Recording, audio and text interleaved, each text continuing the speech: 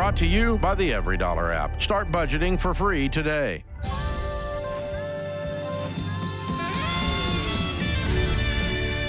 Normal is broke and common sense is weird. So we're here to help you transform your life. From the Ramsey Network and the Fairwinds Credit Union studio, this is The Ramsey Show. I'm George Kamel, joined by my pal and co-host on Smart Money Happy Hour, another great show on the Ramsey Network. Rachel Cruze is here with us as well. We're here to answer your calls about life and money. The number is 888-825-5225. Miguel kicks us off in Dallas, Texas. What's going on, Miguel? Hey, George, how you doing? Doing great. How can we help today? Yeah, hey, so, I've been following you guys for quite a bit sometime now. Kind of wish I'd started earlier, like most people, but 100%. Same. Here we are. I'm working on step number 6, thankfully. But I do have a question because I listen to Dave say all the time how credit cards are the devil and they are the worst thing that one person can use. And I agree with all of that, except so a really long time ago, kind of like Dave, at a very young age, I did bankruptcy. And since then, I learned to live within my means. But I've had a lot of credit cards since then. I just pay them off at the end of the month. I don't have any credit card debt. I haven't had for over 10, 15 years now. Good. So my question is, if I pay off my credit cards at the end of the month and I am using them a lot so that I can get free tickets to travel with my family and stuff like that, would you still recommend that I don't do that? If so, why? Or is it okay for me to continue using my credit cards as long as I pay them off? Well, as of this recording, it's still a free country. So you are free to do as you wish, Miguel. And so is it okay? Sure. If it's working for you, go for it. But the reason you called in, there's something inside of you that maybe is thinking, is there a better way? Could I be doing better? Could I optimize if I use my own money instead of using someone else's and paying it back every month later on? Sure, you could make the argument in hypotheticals all day long. But the real thing here is you're using it to get free travel, correct? Did I hear that right? Yeah, correct. And so have you actually added up what it would have cost you if you had paid cash, done your own research, found the right flights that work for your family? Like, okay, I got $600 in value out of this, and it cost me $200 for the card for the year. Have you done the math on that? Yeah, it definitely pays off. Like, for example, last year I took my family to Europe, and I completely paid for our flight tickets. It was $4,000 worth just with points. Wow. I think I had to pay a little bit of How much did you spend? Tax on it. Oh, you said you had to pay it off the balance the next month? No, that was just paid off with points. So okay, you said you owed a little bit still for the flights is what you meant. Okay. Well, yeah, they make you pay like some taxes, but it was like $200 or something like that. And then how much did you have to spend in order to earn that many rewards, that many points? This sounds like it was a few years of spending.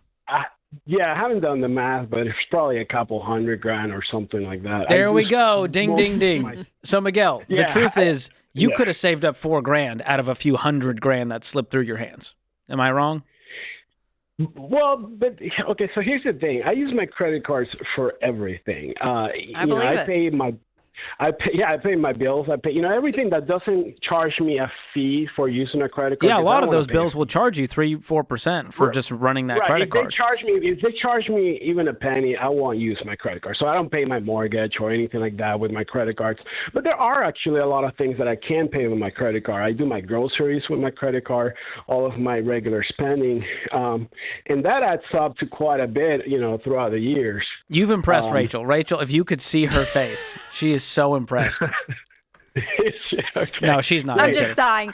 Well, here's the thing, Miguel. A couple of things. Yeah. Number one, sure. Studies have been done, and it has been proven mathematically that you do actually end up spending more when you're spending it with a credit card. And it may just be groceries and all the things, but because there is zero emotional connection to your money, subconsciously, naturally, without you even realizing it, you end up spending more. So even with groceries, for instance, we've talked to people on the show and they say, oh, I just would use my credit card for the things that we needed, the bills and groceries and gas. And then we have heard countless times, haven't we, George? People say, actually, we ended up going without a credit card for 6 months to see if we could save money. And we actually ended up spending less. We don't even know how that happened. And I'm like, well, because I know, because there's no emotional. So you don't even realize the amount of money that you're actually overspending. So over years of spending hundreds of thousands of dollars on this credit card to get $4,000 of flights, what could have been saved actually may have been even more than $4,000 with the subconscious spending that you're doing and not even realizing it. So that's one thing. And then number two, Miguel, and again, this is a personal kind of conviction for me, and it may not be for you. I'm not saying it has to be for everyone. But what's so frustrating to me, and I think because we're in this line of work, and George and I talk to people every single day who do have credit card debt, and these banks and this whole debt industry has screwed over the American people. They have not helped people. They have hurt people. That's why we have a job. And because of that, the people that are hurting, the single moms that are calling in that have $11,000 in credit card debt and they're trying to get out, or it's the families who lost, people that are struggling and they are in credit card debt and they're the ones paying the fees. They're the ones paying the interest. They're the ones making the bank rich to get people like you to get free points and free flights. So it kind of feels like off the backs of people who are struggling and hurting, I don't want a free flight out of that. Yeah. I have the ability to save up and work hard myself and not have to deal with this industry at all. And I have no bill at the end of the month. You know what I mean? I pay for my groceries. Sometimes I do Instacart and have them delivered. And then it's done. And then I'm done. And I'm like, I don't have to play this game with them. And so there's just something so freeing about it. And again, that may not be everyone's conviction, but when I see banks and I see their bill, all the things. You just know too much. This is gross. And I'm just like, man, y'all have screwed over people. And people are giving their hard-earned income to these places, to these industries, and they're not allowing to be able to help themselves, And so I'm like, I don't want it. I don't want it. I will save up. I'm booking a girls trip actually today. I was telling George I was going to buy some tickets, and I'm like, I will go on Southwest and buy I think it's $196 one way, to great. get. And I'm like, that's fine. For that. I will budget for that, all day, every day, and I don't have to worry about it. So. I don't know, Miguel. It's here's the experiment. This is fun. So let's say you spent $200,000 to get 4, right? That's 2% cash back. Fair? Here's the experiment. Yeah. Use your debit card for a year and see if you spent $190,000 instead of $200,000. Well, that just saved you $10,000. So you just gave yourself $10,000 in rewards by not spending more. So that's the thing that I can't help you figure out on paper. That's something that you need to explore for yourself. And again, there's the moral side. I cover 8 objections of why people won't stop using their cards in my book, Breaking Free from Broke. So how about this? I'll send you a copy. You read the chapter and then call me back for a fun discussion. Yeah. No, look, and I totally agree with you guys. As far as... Hello? Oh, I was going to say, no, you don't, Miguel. Rachel was laughing because you don't agree. You don't agree. You're charging those credit cards up. But it's fine. Totally we love you. We are great. We're great. Especially with the part that, there's, you don't feel the money coming out of you, when you're using a credit card. So my question is... I wish we had time for more, Miguel. You burnt out the clock telling us about all the rewards you got going to Europe, my friend. But hey, call us back and hang on the line. I'll send you a copy of Breaking Free from Broke. I think it will enlighten you with all the stats.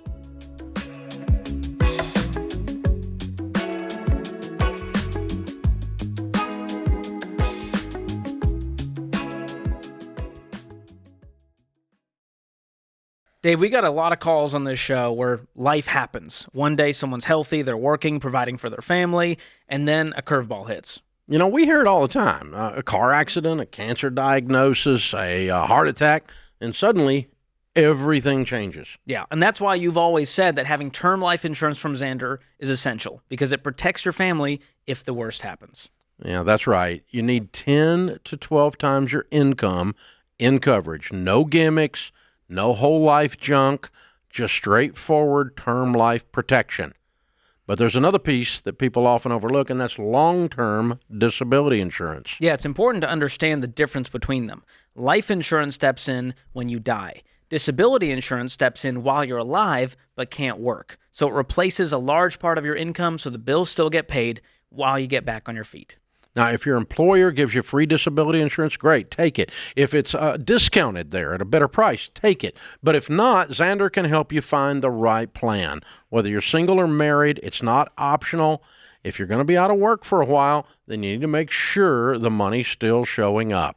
And that's why Xander is our go-to. They make it super simple to get the right coverage at the best price, no pressure, no upselling. I've trusted Jeff Xander and Xander Insurance for over 25 years, and so has my family. So don't wait. It's fast, it's easy, and it could make all the difference. Go to Xander.com or call 800-356-4282. Protect yourself, protect your income, protect your family.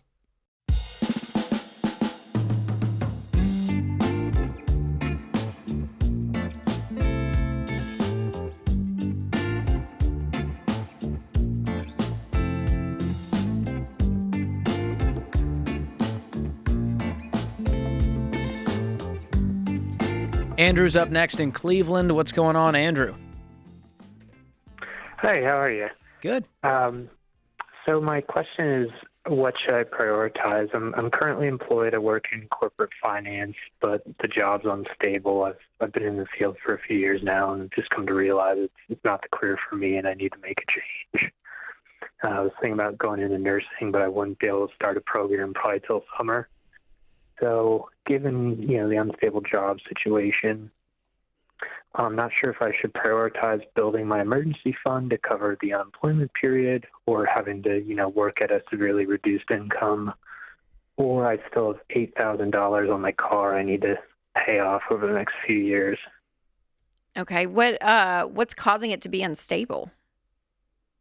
I'm just not very good at it, and You're scared you may get let go. You may get let go. I hear you. Have you had some formal discussions with your leaders and stuff, written up and that kind of thing, that it's probably coming? But I feel like it's coming. Okay, that's fair.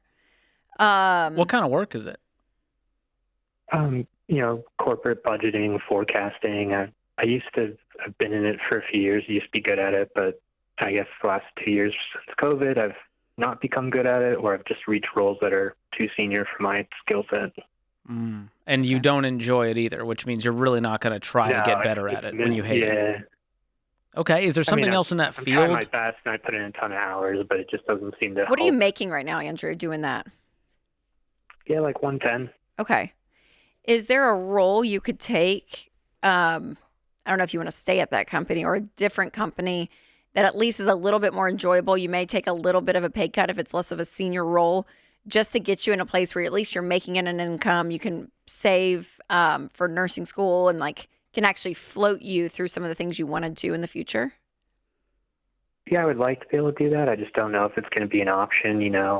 If this role doesn't work out, if they'll let me take something more junior at the current company, or if they'll just cut me off, and then I'll have to try to just find something in the open job market. I have been looking, but had a couple interviews, but no offers. Okay. How old are you? 39. 39. Okay. And how long have you been doing this? Like 7 years. Okay. Are you married? Be good at it. You soon enjoy it. No. Single, no children. Okay. I'd like to do those things, which is why I'm trying to figure out a way to reset my career so I can get back on track in life. Yeah, it sounds like there's a lot behind this. It sounds like you're like Eeyore is your spirit animal right now, and you're just down and out. I mean, you got a bunch of debt. You don't like the job. Does it just feel like you're ready for a life change? Yeah. Other than the car, I just have a mortgage payment, which is like $1,400 a month. And, luckily living in the Midwest, it's a little cheaper than the coast. Yeah. So all you have is the $8,000 on the car loan, and you have what's left on the car loan? You have $8,000 in savings? Yeah, $8,000, and I currently have $23K saved. Oh, wonderful. That's great. Okay, how much is nursing school, Andrew? How much is nursing school? I think it's about $20K a year. I do have 11 months left on my GI Bill that would cover half of it, and Beautiful. Looks like most programs are just under 2 years, so it wouldn't cover all of it. But so $20K is what you need. 70% of it. Yeah. Well, like I said, I wouldn't be able to start the nursing program probably till the summer. Why? And I have a feeling Why? Why not January? You have to pass an exam, and I have to do some prereqs, and it's just not enough time to do it before January. Okay, so yeah, you've done your research. I mean, at least you kind of know a pathway. So the GI Bill could still kick in, and it would take half. You said it would pay for almost half of it? Yeah, and so that's once I get into the program. I'm more worried about like how I cover my living expenses or prioritize things between possibly losing my job, probably like December-ish to starting school in May or June.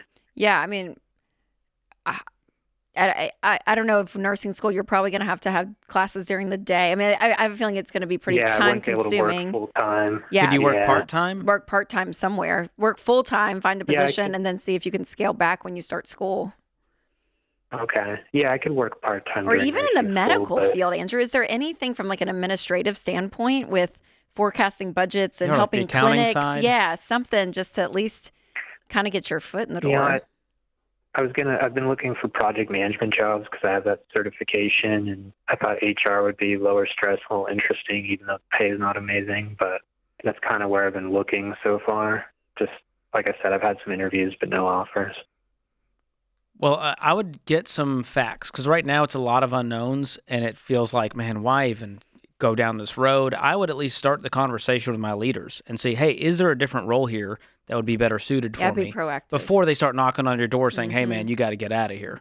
So I would start being a little more proactive about it. I would pay off the car today and then stack up that emergency fund back up and then start saving up for nursing school in the meantime while you have this great income. You know, that's a good point, George, because I do wonder if you can get a different role and at least have, again, some level of high income. I mean, even if you go down to 90, to at least be working until the summer, you know what I mean, and be making that great of an income, you could save up so much money that could help at least cash flow while you're working part-time during nursing. But being proactive may be great. And you may kind of hate it, but you also know you're going to leave in the summer. So you're like, okay, it's temporary. It's 10 months, 9 months, 8 months. Yeah, I'm just worried I'm not going to make it to like the summer. So at my company, at your 1 year mark, you can switch roles, and I reached that in February. I know, but be ask, be proactive. Okay. Can you just do us a favor and be happy? Bet on yourself, excited. Andrew. Right now, it's like that you want to earn a great income and you want to serve and help because in your head, you know it's getting me to nursing school. What I really want to do. Yes, that's what I'm thinking. Let the nursing school dream fuel you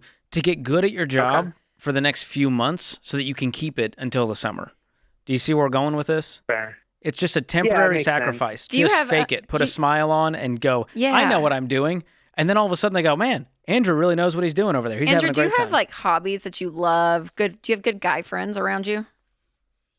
Yeah, I play in a couple local men's adult hockey leagues. I'm an avid runner. I ski. Oh, great. Well-rounded guy. Yeah, love that. That's I'm impressive. glad that, there's like a thing to be doing that's fun for you and gives you life and joy. Love it. Okay, perfect. I think don't know. we have a game plan here. That's what I would do if I were you, Andrew. I'd be proactive. And remember, you got to just get through the 9 months. We don't want a gap in income. And you got to figure out how you have a good job. And you have your foot's in the door. I mean, and it's a great income. I mean, average salary in America is like $68,000. So you're well above that. So you're doing good. Better than most people. Yeah. So stick with it. Try not to lose it. Yeah. But it's kind of like in a relationship, if you kind of have this attitude like it's all going to go down, it sort of makes the relationship go down, doesn't it? It's a self-fulfilling prophecy. Yeah. And that's what I'm worried about with your job. How much of this is in your head? And they go, man, it seems like Andrew's heart's really not in it. Should probably get rid of that guy. Versus a guy who shows up, does his work well, has a smile on his face. And again, you clock out at 5 p.m. and go home and go to hockey. You can still live your life and enjoy it, but I think that's going to help if you fake it, it'll sort of make you have a better attitude towards all of this, especially when you know this dream is right on the other side. It's not like I haven't been trying to do well, but I've been getting feedback I haven't. It's just not been formally documented. But yeah, I've been working like 10, 12-hour days the last few months. Goodness. Is that normal around there? Or is this you trying to keep up? It's me trying to keep up, and it's our budgeting season, so everyone's having to put in longer hours. Yeah. Kind of both. Yeah, and I think if you raise your hand with some like that self-awareness of like, hey, I realize I'm not cutting it, which is a shot to the ego. Like that's not fun. No one likes to hear that when you don't feel like you're winning in a role. So finding something that you could win at least. You may not love it. It may not be your life's passion, but at least you have the skill set and the talent around it. Andrew, if you hold on the line, I do want to give you Ken Coleman's book, Find the Work You're Wired to Do, because I know your direction towards nursing, which I think is awesome, but even this quiz may kind of trigger something in you to realize like, oh my gosh, I could be doing this type of role in this company still, maybe.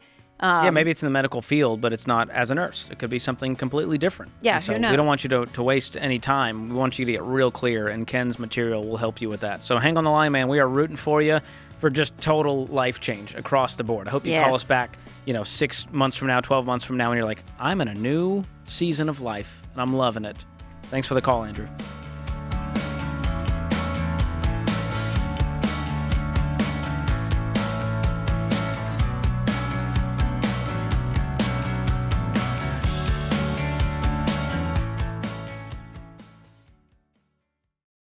This show is sponsored by BetterHelp. All right, here's the truth. I have great friends, a strong faith, an amazing wife and family, and I've even got 2 PhDs worth of information about how to be well. And yet, the times that I've spent with a great therapist across my life have made all the difference for me. The right therapist can change everything. And this month, my friends at BetterHelp are shining the spotlight on therapists. These are people who truly make the world a better place. With over 30,000 therapists, BetterHelp is the largest online therapy provider in the world. And BetterHelp works. Their average rating of 4.9 out of 5 proves it. Plus, BetterHelp is totally online, so it's easy to fit into your schedule. To get started, you just answer a few simple questions, and they'll connect you with a licensed therapist that helps fit your needs. And if it's not the right fit, you can switch at any time for no extra cost. This month, we celebrate the therapists who've helped millions of people take the next right step forward. If you're ready to find the therapist that's right for you, BetterHelp can help you start that journey. Visit BetterHelp.com/Ramsey to get 10% off your first month. That's BetterHelp, HELP.com/Ramsey.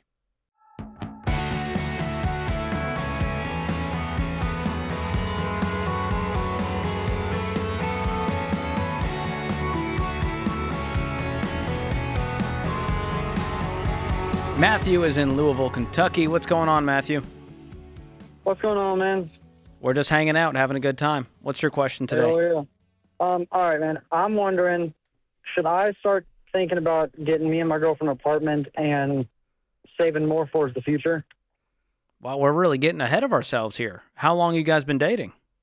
We're going on 8 months now. Well, might as well be 8 years. You like this gal? She's pretty all right. Whose idea was it that we should live together? Sort of my idea, because she already lives with me, my grandparents. She's living with you and your grandparents. How old are you guys, Matthew? I'm 19 and she's 19. Okay. Are you guys working in school? What's your status? I'm currently working for a blasting company, and she's currently working for Walmart. Okay, good for you guys. And she's living with your grandmother and you. Is that what you said? Your grandparents and you? Yes. Yeah. And because it's too expensive for her to live on her own, like or is it relational? You guys just want to be together? Basically, it was between her and her dad. Her dad wasn't really the best guy, so she wanted to leave him. Okay. So I gave her an out. Okay. So it was a bad situation. You said, hey, come hang at Grandma and Grandpa's. They're cool with it? Yeah. Okay. How do Grandma and Grandpa feel about all this?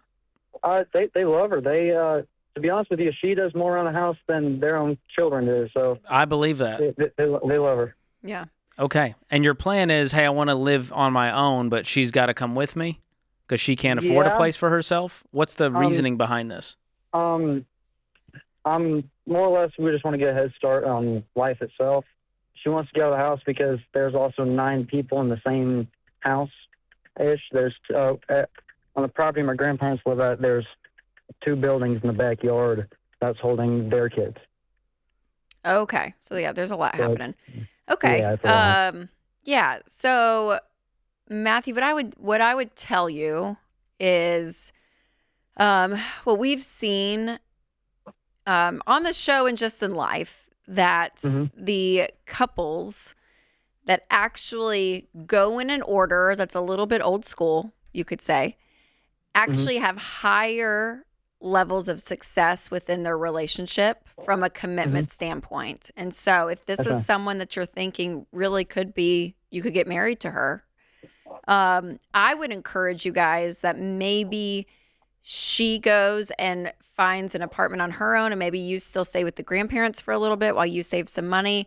But this whole kind of out of order living together before get married, all the things we just found from a relational standpoint, there are higher levels of success with couples that literally do in order of they get engaged, they get married, they move in, they have kids, like that natural progression. Because there's been so many like psychologists and therapists and stuff that come out because there's a weird commitment thing that happens when you live with someone that you're not married to, because there's always the exits, there's always a door. Now, granted, when you're married, you can always get divorced, but there's a lot of bigger implications when it comes to that. So yeah, I would just say from if you really love her and you guys are thinking like, hey, this could be the thing, which maybe then I would pump the brakes on living together. And as you guys get down through this relationship, not living together, there's probably, it sounds terrible, but it's true. There's an easier out if you need to end the relationship. I mean, you guys are both 19 and I got married young. I was 21. So I think it can happen. I'm not against getting married young by any means. But you also lock yourself into a situation with splitting rent. You add in all these elements of life. When you're dating that almost feel like you're playing house, you almost feel like you're playing married, but there's not the commitment of it, if you will. So that's what I would just say as like a big sister to you, Matthew, if I was sitting down with you, that's what I would encourage you just from a life. Sounds really logical. From a life perspective. Really, but you guys are resilient. I'm like, she comes from a hard place. Like that's a tough situation. I couldn't imagine being 19 and having, to make a choice of like, I have to go on my own, and she has a job, she's working. Which we get calls on the show, people that are 35 and haven't had a job for 9 months. Yeah, you know what I mean? Work ethic is a great sign of success for a relationship. Yeah, for sure. So I think you guys have a lot going for you. I probably would just slow it down a little bit and be still thinking and dreaming about the future together 100%. But I would probably, I would not. I would not encourage you to let's throw out some alternatives. She has some girlfriends? Not really, no. No community. You're the only person she has in her world? Me and my family, yeah. Man. Did you guys like go to high school together? No, we went to same county, different high school. Okay. Because my suggestion is, and they don't have to be BFFs, but just get a couple of roommates, and you might need to do the same depending on your situation. At 19, it's just roommate territory. I had roommates all the way up until I was married. And I think it's a very healthy thing to a step toward that independence without having it all fall on you. Because my fear is she's working at Walmart and you're making more than her, and you go, well, I'll foot the rent and you just cover some groceries. And all of a sudden there becomes this financial imbalance as well. There becomes some entitlements of you're going to pay my bills and I don't have to really go beyond this stage of my career. So I'd love to see you both go, hey, what do we want to be doing 5 years from now? We'd love to be married. We'd love to have more stable jobs. We'd love to be doing work that we enjoy. And so you can help her figure that stuff out now while you're dating to help her get a head start. But I wouldn't do that by getting an apartment together. All right. Thank you. Just one man's opinion. But I think you've got a great heart. You both have been through some things. The fact that you're living with your grandparents at 19 tells me that there's been other family dynamics and dysfunction probably in your life too, right? Something like that, yeah. Honest with you, yeah. And so I just don't want you, I want you guys to make these decisions from a place of strength. And right now it seems like we're just running from the thing that we're in. And we're going from one bad situation to a slightly less bad situation. Mm-hmm. So I'm hoping for your independence, and I hope that this relationship progresses, and one day you put a ring on it and get married and then get a place together, and I think you will find that it was well worth the struggle and the patience and the sacrifice. So thank you for that. Tammy is up next in Detroit. What's going on, Tammy? How can we help today? Hi, thanks for taking my call. I have a question in regards to kids after they graduate, so they turn 18. My husband and I are in steps 4, 5, and 6. We've been kind of saving for the kids' college fund for the past probably 3 to 6 months. So we do have some funds right now in those accounts. I have an 8-year-old and a 5-year-old. We did start a 529 for our 8-year-old, but kind of looking at the way we're investing, I would kind of like to hone in on what we're doing and what our plan is. My question is if we should fully invest everything in a 529 because our fear is that we do that and one or both of the kids end up not wanting to go to college or wanting to do something else.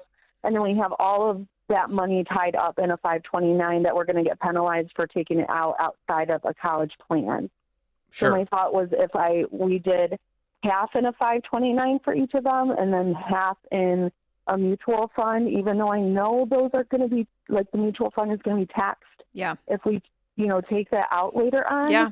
It's kind of like a safe bet, though, to not put all of our eggs in one basket. Totally. No, I hear you. And we, I would say my husband and we have the same discussion. You know what I mean? Because you're like, college has shifted so much, even since COVID. You're like, oh my gosh. Right. And the fact that tuition's, I don't know, it's an interesting time. And when our kids go to school, I mean, that's in a decade or more. So it's kind of that big question mark. And so I'll tell you what we're doing, Tammy, that very similarly, we're still funding the 529. Because our plan is that I want them to go to college. And if we're able to pay for that, that's a gift to them. Starting off, because I just think from 18 to 21, and all the personalities have a little bit of a different opinion about the college thing. Ken Coleman has kind of a different one, but I just think it's a great step. I really do. If you're able to, because I think you learn a lot about yourself. I think that you getting a degree makes you marketable, all the things, if you're able to pay for it. I mean, really. But if that fear is still there, if you want to, you could slow down the 529, depend on a mutual fund, but just know you're going to be paying those taxes. It does not have as good of a benefit. Right. But if you guys get 5 years down the line and you're like, oh, wow, they are going to go to school, you can throw more in. Yeah. And you can roll over, up to $35K with the new Secure Act 2.0 from that 529 over to a Roth IRA over a period of time. So you're not out of luck in their name. Yeah.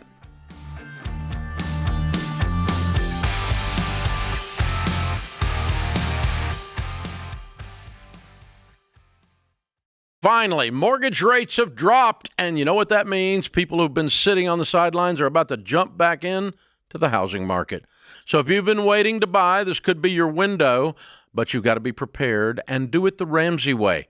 You need to contact Churchill Mortgage. Their Home Buyer Edge program gives you peace of mind in a wild market. You can cap your rate for 90 days, so if rates go up, you're protected. If rates go down, Churchill will drop yours automatically. And get this, Churchill will even back your offer with a $10,000 seller guarantee. So if your loan falls through due to financing, the seller still gets paid. That's how confident Churchill is. Plus, when you shop as a Churchill certified home buyer, it's stronger than pre-approval. It makes you look like a cash buyer, which makes your offer rise to the top. So don't let this moment pass you by. Get ready now. Go to ChurchillMortgage.com to get started today.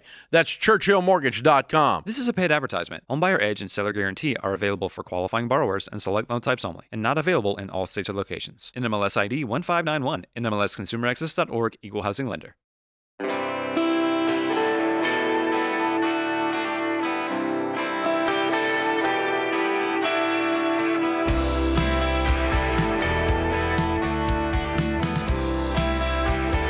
The all-new Every Dollar is here, and now it's way more than just our world-class budgeting app. There's a ton of advanced features to help you make faster progress with your money. The average person finds thousands of dollars in margin in just the first 15 minutes of using the app. So go check it out. Start Every Dollar for free today. Get it in the App Store or Google Play. Cole is in Waco, Texas up next. Cole, how can we help? Hi. So I have a little bit of a stupid tax that I have to pay. Oh, no. We've all been there. What happened? So I bought a car. To preface, the plan was to work my butt off for a couple of years, pay this car off, and go into automotive engineering school with a awesome paid-off project car with about a $20K slush fund so I could work part-time and all that. Well, the $20K of that, I was given a coin. That got stolen from me. And long story short, the plan changed. I kind of fell into a depression for like 8 months or so, and I'm coming out of that. It got stolen? Wait. You said a coin? Yeah. So I was given like crypto? a coin. No, it was a 1995 West Point Silver Eagle Proof State 70. A physical coin. Like a physical coin that you paid $20,000 for. I didn't pay for this coin. My uncle bought it back in 1995. Okay. it kind of hung around, and he gave it to me and said that he would hold on to it, and he didn't. He sold it and took that money for himself. But you didn't you never had the money. I never physically had it, but it was promised. It was promised to you. I hear you. Okay. And he didn't keep his word, and he went and sold it and used the money. Okay. Yes. Gotcha. Okay. And that relationship is long done, it sounds like. Yes, for the most part. I still have to deal with him, but I don't talk to him. Okay. Where do we stand today? How much debt do you have? So I have roughly $33,000 in debt. 4 of that is credit cards. 29.3 is my car. I'm roughly a little less than $10,000 upside down on it. I have no savings or anything like that. So it's worth about 19, and you owe 29. It's really roughly worth about 21 at the moment.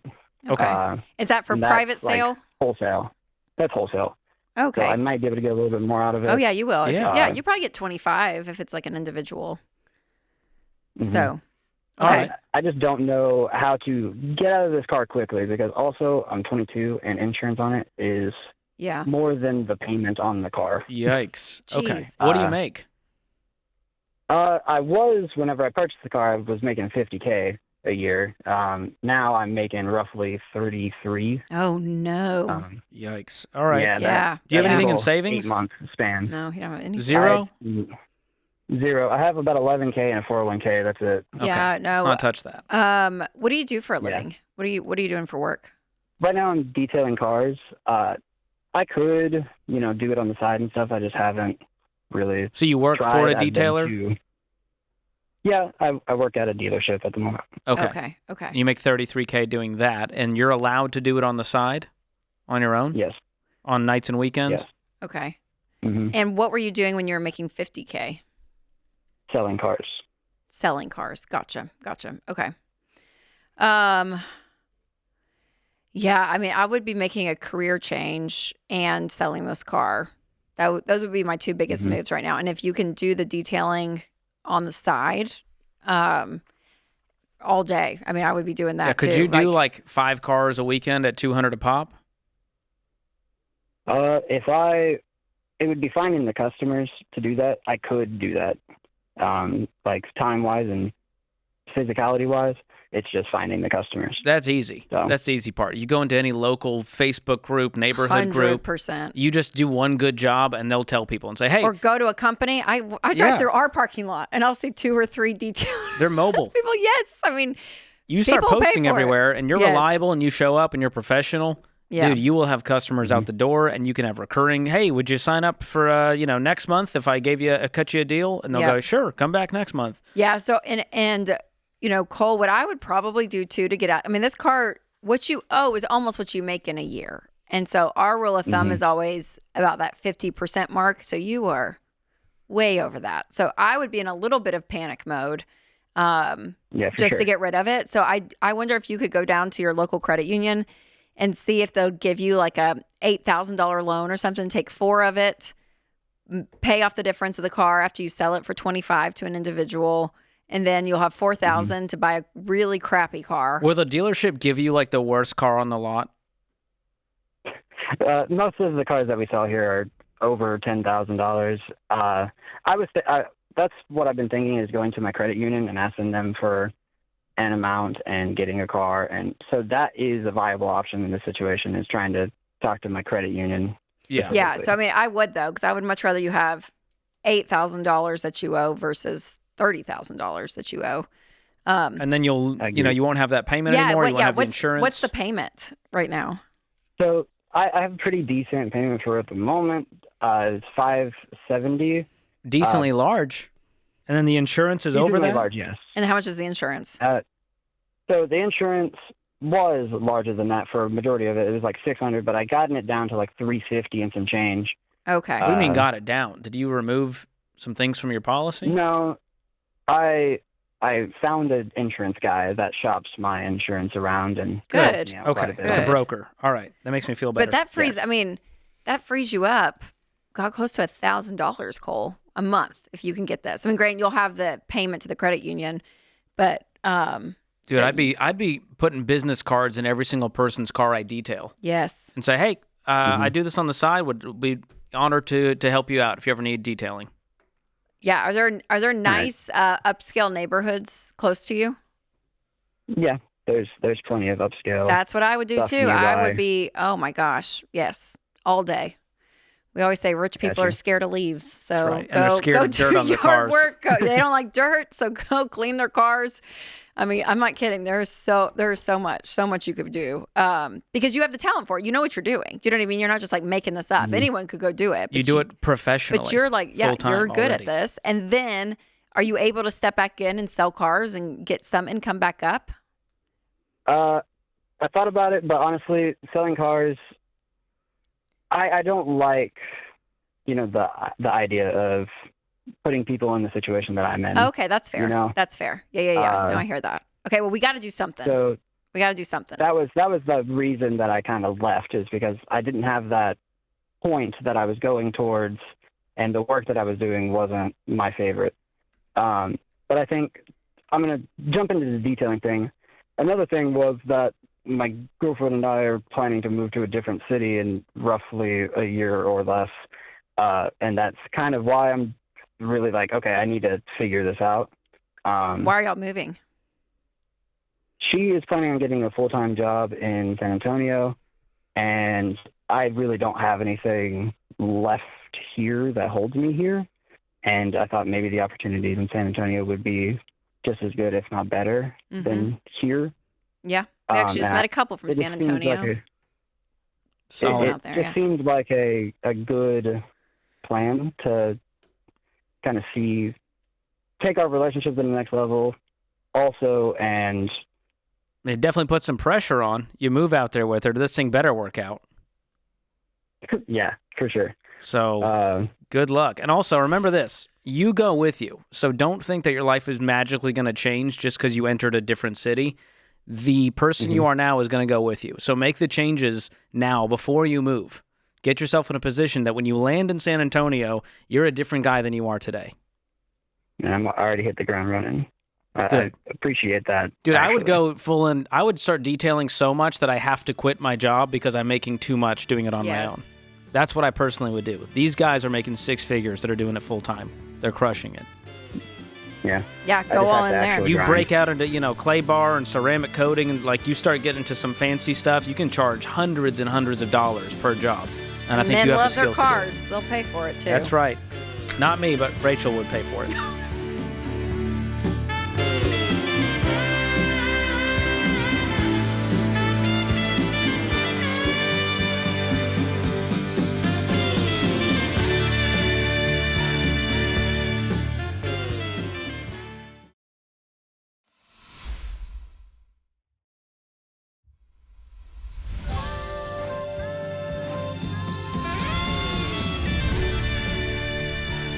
Welcome back to the Ramsey Show in the Fairwinds Credit Union studio. I'm George Kamel, joined by my friend Rachel Cruze this hour. 888-825-5225 is the number to call to join the conversation. Andy is down the road in Nashville. What's going on, Andy? Hey, not a whole lot. How are you guys doing today? Doing great. What's your question today? Awesome. So my question is, I recently purchased a home, and I've accumulated quite a bit in debt, which I know you guys practice against. So to try and mitigate this debt, I'm thinking what I'll do is I've got a house on the property and a shop house on the property. What I'm really looking to do is to move into the shop house and rent out the bigger house. But seems like some of the people I've got that are close to me have advised against this. And, I wanted to ask the pros, and they listen to the show, so I'm excited to hear what you guys have to say. Okay, so give us some numbers, Andy. How much are you in debt? I bought the house for $250,000. Okay. Put about $30,000 down, so I've got about $220,000 roughly. Is that your only debt? Yes. Is just the house? Yeah, so actually I sold both vehicles that I had at the time, and now I'm driving around in beaters. So yeah, that's my only debt. Okay. It sounded like you had like racked up some consumer debt, but it's just the mortgage?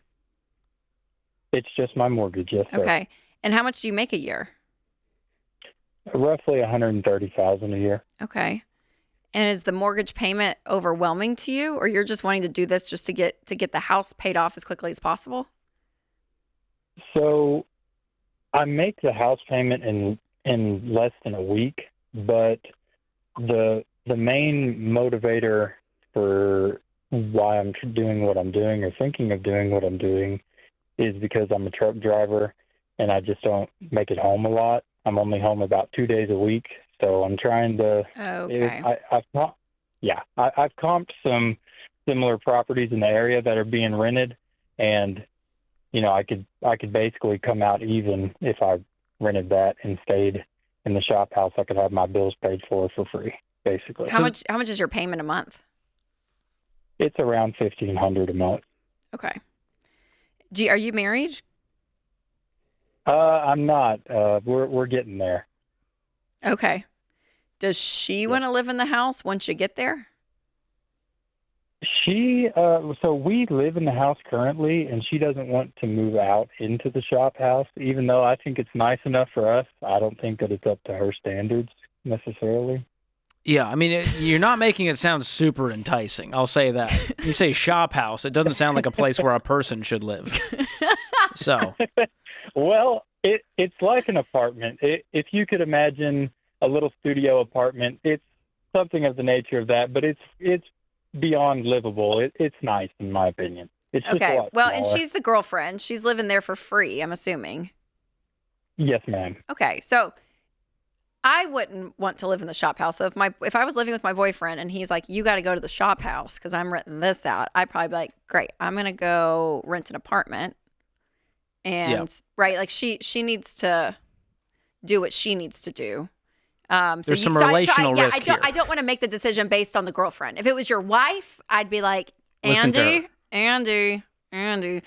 But it's a girlfriend. Like, she doesn't have any skin in the game. It just feels like this is not worth, the juice isn't worth the squeeze on this. You don't need to do it. Nothing's on fire. You have a great income and a very reasonable mortgage. Why not just continue on? Well, what's the actual financial problem?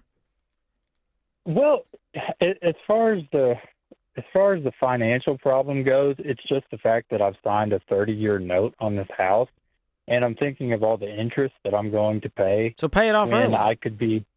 Well, I thought about doubling up the payments when I live in the shop house, and then we could see each other more as well, because I'm only home 2 days a week right now, and so. Could you double the payments now while still living in the main house? I probably could. Yeah, the only downside I would think is that are you wanting this house long term, Andy? Like, do you see, like, it'll probably be with you for a while? It feels a little weird to have people living in a house for two or three different families or people, and then you go back and move back into it. Does that make sense? Like, I don't know. It's so it just doesn't feel like any of this was intentional. It's just sort of like, well, I could do this, and your family's steering you against it. Why? What is their big qualm with this move? They're steering me against it because they know that I can afford it as is, and no one in my family has ever rented out a property before. But the way I look at it from a financial standpoint is if I live in the shop house, double or triple up on payments, I can turn a 30-year mortgage into a 3 or 4 or 5 year mortgage. Sure. And then I can be off the road at that point as well. Yeah, so for me, it's making sense from a lot of different angles. Yeah, I'm not mad at it. I mean, I don't think it's necessary. I don't think, like what George said, I don't think this is an urgent move if you had called and I would have been like, oh, you have a shop house? Great. You should live in that to rent out your main house. That would not have been my advice to you anyways. But if you want to do it, that's up to you. And you'll make extra payments. But you're just going to have people living in there, and then something's going to leak and break, and they're going to be calling you on the road. You're going to have to, figure out, okay, I got to get a plumber down. I mean, there's legit. It's not hassle-free. Yeah, it's not just easy money. Right. And I think a lot of people think having a rental, there's like, it's passive income is what everyone says. And there's a level of responsibility you have that you have to be on call. You have to be willing to work with these people, whoever's going to live in there. But one thing I do like, Andy, is that you're not desperate, because then you can actually probably go through an actual You'll take worse tenants, make worse decisions. Interview process and get some good tenants. And you know what I mean? Like, you're not in a rush. So I would never suggest you do it. I don't think you need to. But if you want to, then do it. And then I don't think it's going to break you, but I don't think it's going to be the sweet, sweet free money that you're envisioning either. Okay. So do you have savings in the bank? Do you have an emergency fund? Yes, sir. I do. How much? I've got roughly 35,000 Good. liquid. You've done really well. yeah, Andy, well done. I'm proud of you, man. Seriously. Thank you. I just think appreciate that. I would set a goal for myself where I still get to live in my own house and then I make extra payments. And so figure out a way to do that. And I think you'll cut your mortgage in half or more just on your own volition without ever becoming a landlord. Okay. That would be my goal. Y'all have given me It's great. well, And once you're married, Tell your if she's girlfriend. working, she'll add to it too. She'll Yeah. help knock down that mortgage if you guys are both working. I don't know how she's going to like that idea. Of her working in the future? Is she working Well, now? you know, she is a gym coach for little girls, and they actually went Oh. to the Junior Olympics this year. Oh, So good. That's sweet. you know, for that was them. really nice. So great. I love for her to follow her dreams. Do you think I can and make the things. team? And well, you could try. I think she'd be happy to work with you. She likes anybody. She's good with people. That's sweet. She sounds like a keeper, man. Best of luck to you with this decision. It's not an easy one. I wouldn't take it lightly. But I think you have a good game plan here of just figuring out how to do this without becoming a landlord for now. Good luck.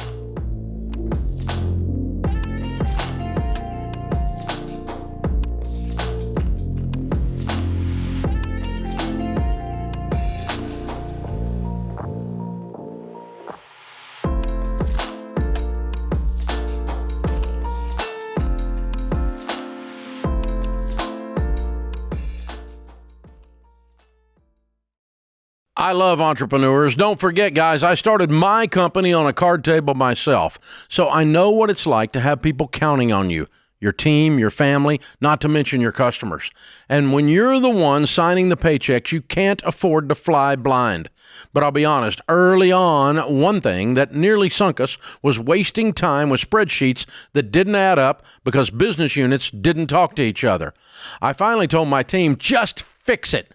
And they did. We got NetSuite. That was years ago, and we've never looked back. See, NetSuite isn't just for tech giants. It's built for growing businesses like yours. Over 43,000 businesses already run on NetSuite, including a lot that started just like you. And now, with built-in AI, NetSuite is helping them even more. It's one system connected to every part of your business for real-time insights, not guesswork. NetSuite AI flags inventory issues, cash flow risks, even supplier delays before they become problems. So you can trust the data, stop wasting time, and make the right decisions faster. Take a free product tour today at netsuite.com/Ramsey. That's netsuite.com/Ramsey.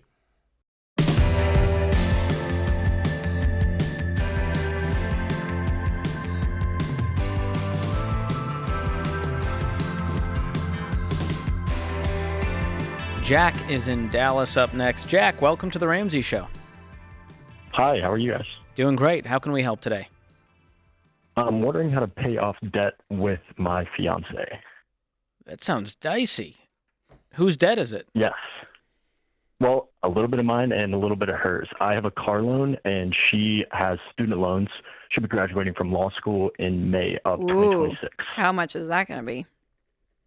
I think about 60,000. See, part of the thing is I don't know exact amounts. I have rough ideas, and I've seen it in the past, but we haven't actually sat down and talked about it since we've been engaged. Okay. When's the wedding? March 21st, and we're actually in premarital counseling with our church right now, and we're doing the finances topic this Sunday. Awesome. Well, there you go. So fun. Okay. So hers, you don't know how much she'll owe in law school debts. Exactly. Yeah, I imagine it's going to be around 60,000. Are you saying 50 or 60? Sorry. 60. 60, okay. And yours is how much? 32 on a car. On a car. Okay, perfect. How much are you making right now? Income-wise? About 110. 110? About 110,000. All right. And when she gets out of, I'm assuming she's not working right now. No, she has a part-time job, but just Okay. to pay like grocery and gas. And she will graduate, you said, sorry. May? Yes, next May. Okay, so she'll be in school for like 2 months while you guys are married. Graduate, Correct. and then she will, how much do you think she'll make coming right out? Does she have any idea? Ballpark? We're not sure. I've been ballparking like 70,000 or so. Okay. Yep. That's great. Well, I mean, the answer is really easy. As of right now, you just be paying on your debt and try to get your car paid off. It'd be a fun game to try to get it paid off by the time you guys get married. And the goal should be not go into any more debt. Yes. So no debt for the wedding, no debt for honeymoon, all of that. But yeah, you just keep everything separate until you officially get married. And then when you guys have the wedding in March, come back from the honeymoon, then you guys can attack this as a couple. Combine bank accounts, combine incomes, combine the debts, do the debt snowball method. So just whatever the smallest balance is left, we're going to attack that and make minimum payments on the rest. And you guys will plow through this. With her new income and your fantastic income and under $100,000 of debt to pay off, you'll get through this in 6 months. Got it. Do you think I should deploy? I have a little bit of a cushion. Should I deploy any of my excess savings into the car right now? I guess just kind of pay as much as I can. Yeah. How much do you have that you could liquidate? Let's see. I've got $37K in retirement. 8 of that is in a Roth. And then I have like $12K in various cash savings right now. Okay. So we won't touch retirement, but anything that's cash or non-retirement, you could. Hold on. How's the honeymoon and the wedding getting paid? That's a good question. Well, so her parents are paying for the wedding. I am paying for the honeymoon. And so some of that savings will be going towards the honeymoon. Okay. So I guess really I have like $5K in savings. I am also living rent-free with my grandparents right now. Oh, nice. That's great. So you could really stack away cash fast. That's what I'm thinking. Could you pay off this car before the wedding? If you got intense? I don't think I could get all the way there, but I could probably get it down to like 15 or less, I would imagine. I mean, you're making like what, that sounds about $7K right. a month take home? Basically 67, 68, yeah. Okay, and you don't have any rent. So, like, could you throw $5K a month at the car and be done in 6 months? If I tried really hard, yeah. I struggled with lifestyle inflation once I got the job because I've been making Bada the bing, same bada income basically boom. since I've got out of Okay, school. this is what I was getting Yep. at, Jack. I find that when people are living rent-free, they tend to get comfortable, and their spending tends to go up, not down. So you just trade what you would have paid in rent, and it disappears into DoorDash and whatever Food and- else. yeah.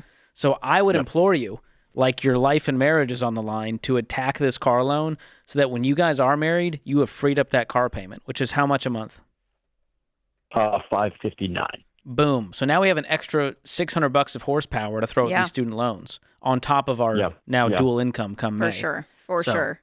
Yeah, get aggressive with it, Jack. I mean, honestly, because y'all are going to be living that same lifestyle besides just rent, because I'm sure you guys will rent somewhere, to pay off these student loans. So you kind of getting in the habit of being disciplined and learning to say no and all the things will go right into marriage, and you guys together, you kind of live on, we say rice and beans, and then get the student loans paid off. And then you guys, are making almost $200K a year. Oh my gosh. With no debt, you know? And then her $60K of student loans is knocked out super fast. And it's going to be easier to sacrifice right now, Jack. It really is. When you guys get back from the honeymoon and your friend, you guys it's just going to be this whole new exciting part of life. Like right now is when I would do it as much as possible. The stakes, this is as low as the stakes are going to be. Life is only going to get more expensive. So while you're still, quote unquote, single, I would use this time you have while she's in law school, super busy.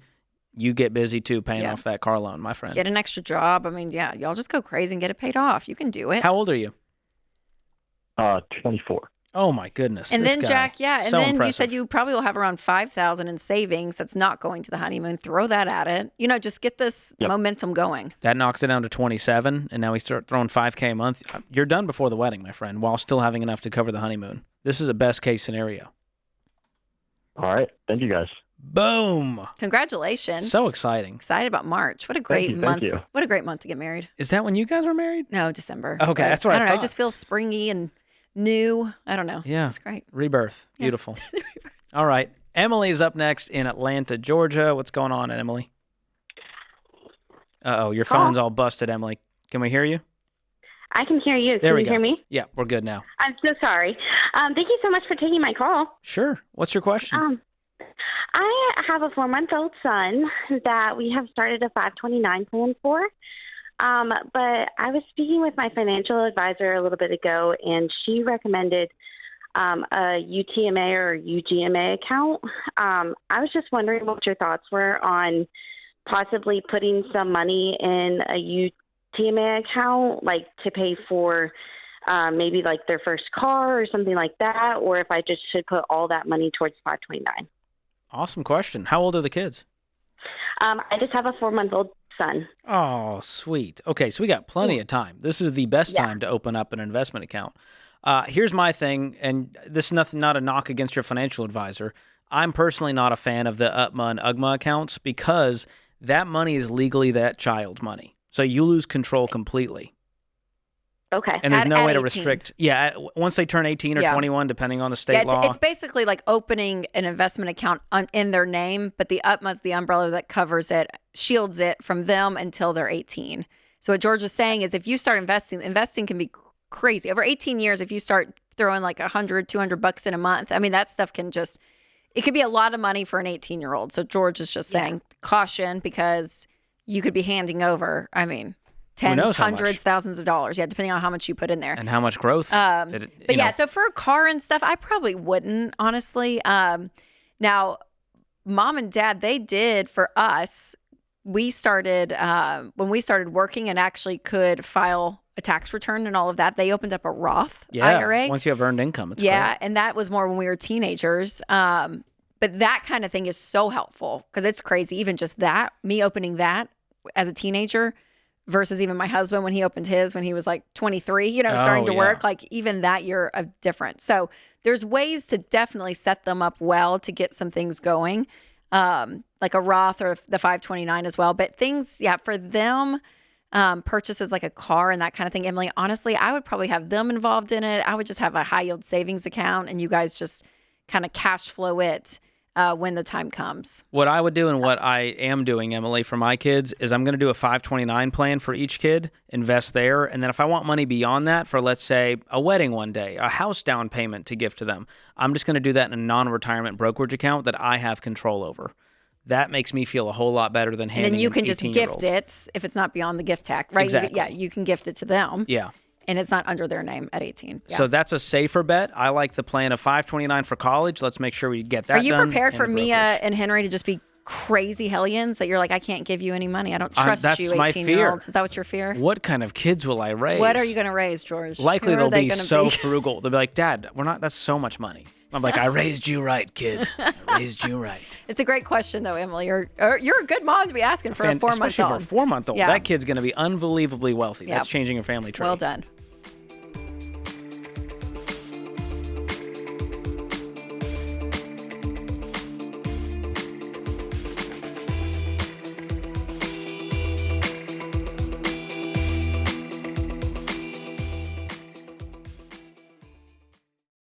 Listen up, people. If your phone bill is more than $25 a month, you're basically donating to keep your mobile carrier's private jets stocked with caviar.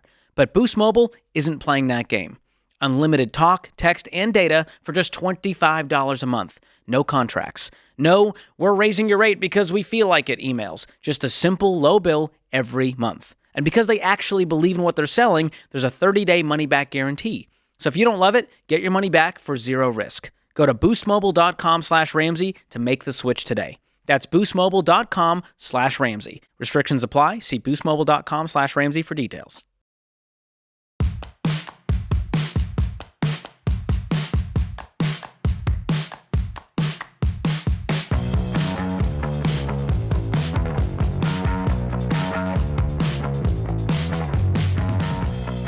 Patrick is up next in San Diego. What's going on, Patrick? How can we help today? Hey guys, how's it going? Great. How are you? Good. sort of simple question, but I'm assuming there will be more probing necessary. I live in a county where the housing costs are pretty high. My wife and I have 20 to closer actually to 25% saved up for a down payment. But if that was to happen, it would have to be a 30-year instead of a 15. I know the show enough to know, 15 is going to be what we're directed toward. But I'm wondering how hard and fast is that rule, thinking of certain areas where a 30 might be more practical, especially to get into the housing market? Well, I'll start off with this, what we always tell people, and you're from California, and we usually end up saying it to people from California, that you're not exempt from math. It is what it is. So it doesn't, from a philosophy standpoint, our advice does not change because of where you live. The math is the math. So the 15-year to the 30-year, it is what it is. So, so I would say, we will always stick to that 15-year just to lock you into a system that's going to get you out of debt as soon as possible. Now, does everyone follow that, Patrick? No, they don't. But I would not steer you any other way. But again, is it something that people do? But follow Ramsey. There are worse Sure. sins. I don't think it's going to ruin your financial life to get a 30-year. But again, the amount of people who I find who actually pay their 30-year off like a 10, very slim. The people who get a 15-year and pay it off in 15, 100% of the time, they at least do that, if not way earlier. In our millionaire study, we found that the average millionaire pays off their home in 10 years. That wasn't necessarily their first home, but they paid it off in 10 years. And the average baby stepper pays it off in a little over 7 years. And so there's just this discipline and intensity going, I'm just going to do it in a way that limits how long I'm in debt against my human psychology, which says just lower the payment, make it easier on me. So my encouragement to you would be, how much more would it take for you to do 30% down to get that payment reasonable on a 15-year? Have you done the math on that? Yeah, close to. I think so. The majority of it is coming from IRA that we wouldn't be penalized taking it out other than like capital gains taxes. If we just let it sit for a little bit more, I could imagine doing that. But and it would lower the monthly. That is correct. But it spikes up such that, I don't know, the 15-year just sort of freaks me out. I'm content renting for the rest of my life. And in this county, that's not necessarily a given. It's just, I feel like a lot of people. Well, no, it is expensive. End up settling with that. You're in Southern California. In this market, it makes a lot of sense to rent right now comparatively to buying a home. And so I think that's what you're experiencing. But you're saying, is it your wife that's like, hey, I really want my own home. I want some stability here? Yeah, I think so. Well, I should know so. Yes, it is. Okay. And the other thing, I want to make sure that we have the parameter down. Our teaching is 25% of after-tax income, but that's before other deductibles like your healthcare premiums, your 401k contributions. And so that might help your math out in a good way. If you just take, hey, here's our gross income, then here's our net income after taxes, and then you can subtract out any other premiums that come out. Yeah, that makes sense. We just went through a potential purchase that fell through for HOA reasons. And I think I found that we probably could afford a little bit more than I thought. It just sort of, I don't know, big purchases scare me. We're just about done being completely out of debt. We just have a car, and we have enough in the savings to buy out the car. We're moving right now to an apartment because the housing opportunity fell through. And so I want to keep the cash just until we move for any unforeseen. So what's left on the car loan? Issues. 19.5, and we've got about 35 in savings. But that 35 you're saying is your down payment fund, or is that separate? No, that's completely separate. That's okay. All liquid, just between the money market and our own, just sort of not accruing any interest savings account. Got it. So if you paid off the car today, that would leave you with $15K for your emergency fund, and you could beef that back up over the next few months. Yeah, correct. I would do that. I like that plan. Yeah, my only concern is I would like to have it once, and we're looking to move in like 2 weeks. I would like to have it and then once we move and get settled in, then pay it off right away. I'm looking to pay it off, probably within like 3 or 4 weeks. I just want to make sure that it's there while we're moving. Is that like, I don't know, is that over concern or is that probably fair? what's going to cost you Yeah. $30,000 during a move to an apartment?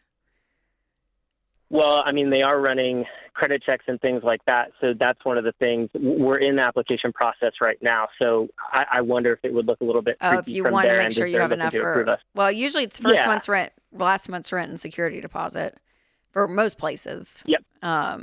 Which is So plenty. they're not going to surprise you and be like, JK, you owe us $20,000 today. It's just not going to happen. So I think a lot of this is a little bit in your head, a little bit of like, I feel this sort of false sense of security having this pile of money over here. And again, just like the 15, like if you want to wait 4 weeks to pay off the car, that's fine. I think the idea is that we're moving forward, but also I don't want you to get stuck in a reality that's not reality either. So just, I would just kind of challenge a little bit of that. But I think you guys are on the right track. You're doing fantastic. With all the money saved from down payment. Yeah, how much is saved in the down payment fund? Right now, so the inner workings of it is it's an inherited being transferred into an IRA. So before I sort of promote myself as really diligent, a lot of that was helped out. Okay. Oh, gotcha. So in terms How much of will you net from that once you cash it out after taxes? After sort of we're doing the slow transition so that, it doesn't change taxes, stuff like that. Probably within 7 years or so, there'll be, my guess is around between 5 and 550 into the non-inherited IRA. Okay, but you're moving it slowly to avoid getting hit with huge taxes. Yeah, and we don't need any of it right now, so this seems like the best option. Well, you need it for a down payment. So how much are you going to be able to put down if you bought a house within the year? That's the thing for me too. I'm like, man, I would just love to get as close to paying cash for a home as I can. We're already investing in retirement as well. So if we completely empty it out, we'll still have retirement left over that we're continually building, and then we'll have the asset of the home. Yeah, okay, I'm confused. You have your savings of $35,000, and then you have this inheritance that's coming. It's not here yet. So what were y'all going to purchase the home with 2 weeks ago that fell through? We were going to purchase that, so I'm probably not being super clear. The inherited is currently in process and has been of moving to a Roth. So how much is in it right now? To avoid the taxes. In the inherited or in the Roth? The one that you would have access to put a down payment. Yeah. Yeah, 140. So that was going to be your down payment. Correct. Gotcha. Okay. Gotcha. That makes more sense. What is the house going to cost that you're looking at? What kind of budget? Yeah, probably my ceiling is 750, but it's anywhere around there. My hope would be somewhere around like 550 to 6, but it's tricky in this county. Yeah, and I'll say, real estate looks a little different everywhere, but for the most part, it's a great time to buy. I'm like from a buyer's perspective, it's more of a buyer's market right now than a seller's. So even Patrick, if you guys pump the brakes for another year or 18 months and got more of that inheritance, like all of that to give you some cushion, I wouldn't be in a rush to buy a house, but I would be more on your wife's side that you want to be a homeowner. I think that's part of your financial plan overall. And if right now is the best time to get in, if you're going to get in. So if you're going to get into the market. So yeah. I wouldn't do it tomorrow, and I wouldn't wait 6 years either. No. So I'd find a game plan that works for both of you and just go hard at it. And I would follow the baby steps. Right now, it's a little bit all over the place. I'm doing 4, and then I still have 2, but I kind of have 3 already. And so I would just follow it through all the way, man. It's going to give you a lot of peace. Car. Pay it off today. You can do it.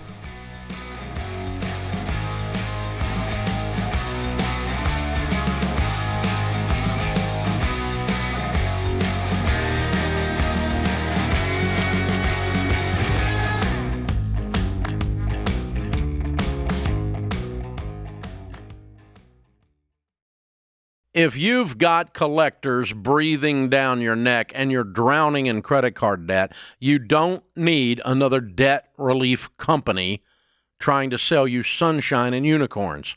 You need real help. And Guardian Litigation Group is the real deal. They're not a call center. They're actual attorneys.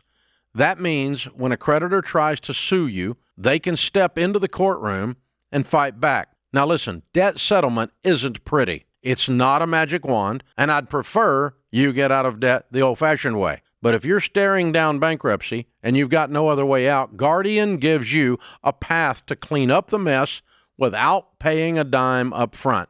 Guardian's attorneys have helped over 55,000 people across the nation settle over $600 million of debt. So if you're ready to take back control of your life and stop cringing every time the phone rings, go to guardianlit.com/Ramsey.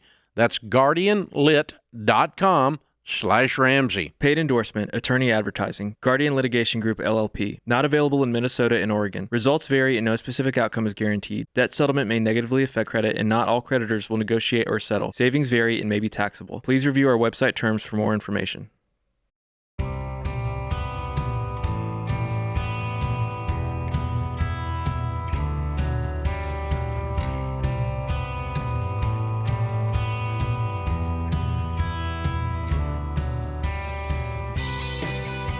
Buying or selling your home is a big deal. And with all the clickbait headlines and conflicting data out there, it's hard to know what's really happening in the housing market. So we're here to make the latest trends easy to understand.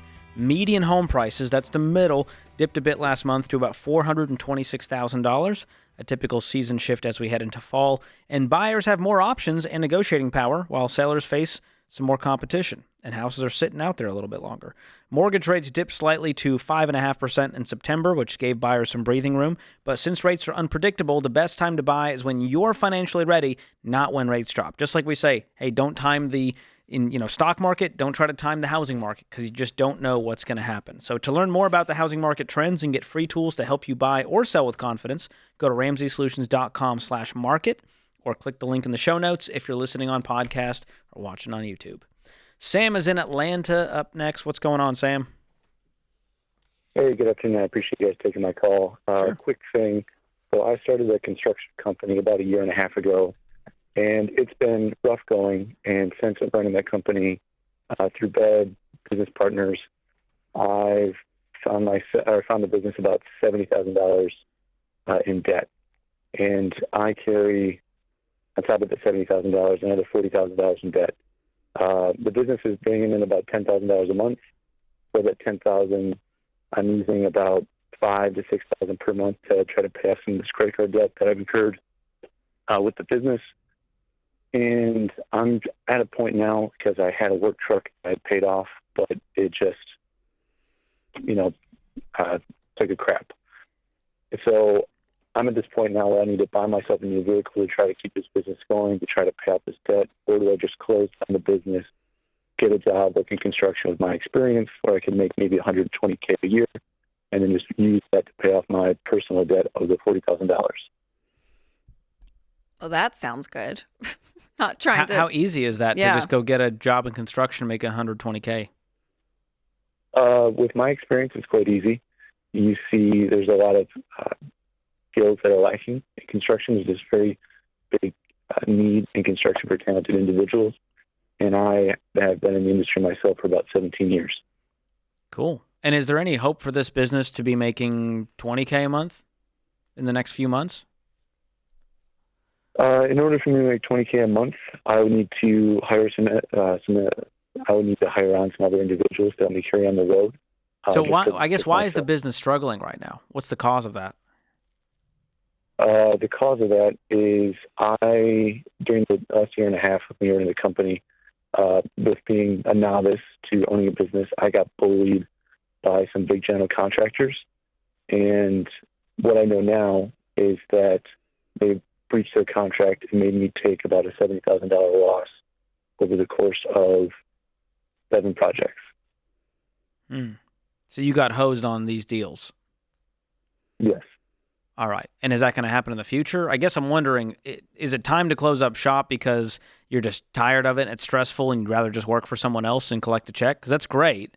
Or is there room for this business to actually scale and grow and help you clean up the debt faster? There's a lot of room for the business to grow. I know I'm much more well adapted to today than I was when I first started the company. It's just this kind of gnawing at the the back of my neck, because my wife and I, we've been debt for years up until having this company. Okay, so you're in a tough spot right now, and it's hard to see your way out. Yeah, and the business is bringing in $10K right now. So basically, you're bringing in $120. You'd be making $120, but when you own the business, you have other expenses. You got taxes. You got to be thinking through. Yeah. You got to have the supplies Yeah, are you and paying the truck yourself and all net? of it. Like, are you getting $10K gross from the business? Is that what you're paying yourself? That's correct. Yes. Okay, that's the profit that you take home. Yeah. Okay. I would be applying and seeing what's out there. See if you can actually get that 6-figure construction job before I close it down, just so there's not a gap in income. Yeah. What do you want to do? What sounds enjoyable? What sounds hopeful to you? Is it an easier mental load to say, oh yeah, I could just go get a job and grind it out and pay this off, or is it more? Does it feel better to still own the business and have a little bit more control over your destiny? I would really love to run my company. Yeah. It has less to do with the mental load. I just feel like I'm at a bit of a pinch point, because the money I'm bringing in with the business, just about, if not more than half of it, goes directly to trying to pay off this credit card debt. Well, the thing is, that's not going to change if you go get another job tomorrow and you make $10K a month. You're still going to need to throw $5-6K a month at the debt. So how much of this is going to change if you were to close the business tomorrow? Would you be able to sell assets tied to the business, sell, client list, anything like that would help you out? Yeah. Yeah. Okay, so how much could you sell? Like, what could you net after selling all of the stuff, the pieces of the business, whether they're physical or otherwise? I could net around $40,000. Okay. Well, that's good. So that gets you a ways into this debt payoff journey. So that changes it for me. I'm going, all right, well, you can always start a business later on in life, can't you? Yeah. And closing this is fairly simple. Like, are there people working for you full time, or is a lot of just 1099 contract work? It's only me. Okay. Yeah. I think here's the thing. I don't want you to look at this like, well, I failed, I'll never try again. Because we believe in small business and we believe in people like you. But there's also nothing wrong in hanging up the hat right now to do what's right for your family and clean up a mess and then restart just with cash, debt-free, emergency fund, and move slow into that next business. Yeah, and cash flow it as you go. If you go back and restart it. What does your wife say, Sam? What does she think? She wants me to stick with the company. She does, yeah. What's her reasoning? Yeah. We're both pretty determined individuals. We're both the oldest child. And so we've never really had a network of people that support us. So we found ourselves being very, very self-reliant.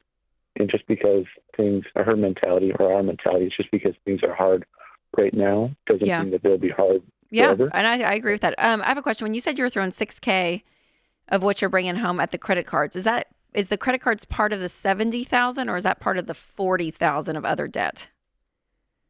So that's a good question. So the $70,000 is the business debt under the business credit cards.